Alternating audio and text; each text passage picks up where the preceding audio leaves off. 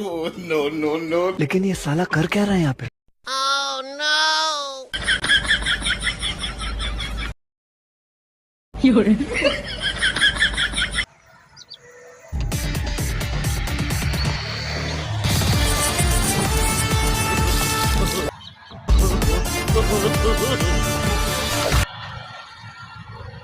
I petrol petrol আছে petrol কে কে নিবেন petrol petrol আরে এনে দিয়ে আবার গাড়িতে পেট্রোল দিচ্ছে।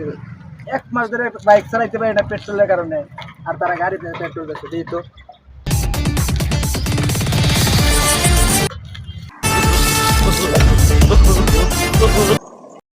সারা বিশ্বে তেলের হাহাকার, কোনো পাম্পেও তেল পাই না।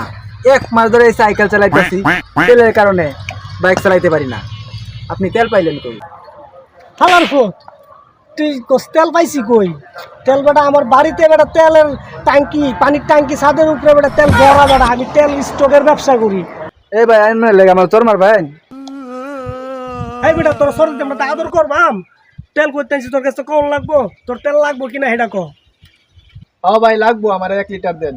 এই বেটা তেল বেটা 1 লিটার কিনতে চাস বেটা? এই 2026 সালে বেটা কেউ তেলের লিটার কিনে বেটা? তেলের বেটা ফুটা ফুটা কিনে। তুই বেটা 200 টাকা দিছ, 2 ফুটা পাবি বেটা।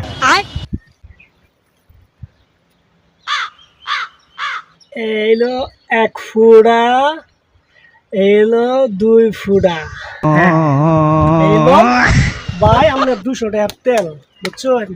এনেন এই ভাই এনে কি 2 ফুটা তেল 200 টাকা? এই তেলে তো আমার গাড়ি স্টার্টই হবো না। এই নেন আপনি তেল নেন, আমার টাকা দেন। হ্যাঁ তুই বেটা যাবি তেল নিয়ে এলে নাইলে ভাগ বেটা, জানতে ভাগ মার খাইতি নাকি? আসলে ভাই আমরা ব্যবসায়িক যারা আছি আমরা সৎ পথে উপার্জন করি না। বিশ্ববাজারে যখন একটা পণ্যের চাপ সৃষ্টি হয় আমরা বেশি করে স্টক করে ঘরে বন্দি করে রাখি, যে পরবর্তীতে বাজারে বেশি দামে মুনাফার আশায় আমরা বাজারে বিক্রি করব। হ্যাঁ ভাই কথাটা আপনি ঠিকই বলেছেন। আমরা কাস্টমার এরকম, মানে যেখানে আমার 1 কেজি দরকার সেখানে আমরা কি করি 10 কেজি নিয়ে নিই, হ্যাঁ যাতে করে পরবর্তী আরো 10 জন কাস্টমার সেটা দেয়া পায় না। হ্যাঁ আর তখনই কিছু অবৈধ ব্যবসায়ী আছে, তারা কি করে সুযোগে ফায়দা লুটে নেয়। এটাই হলো একদম বর্তমান ব্যবসায়ী। একদম ঠিক বলছেন।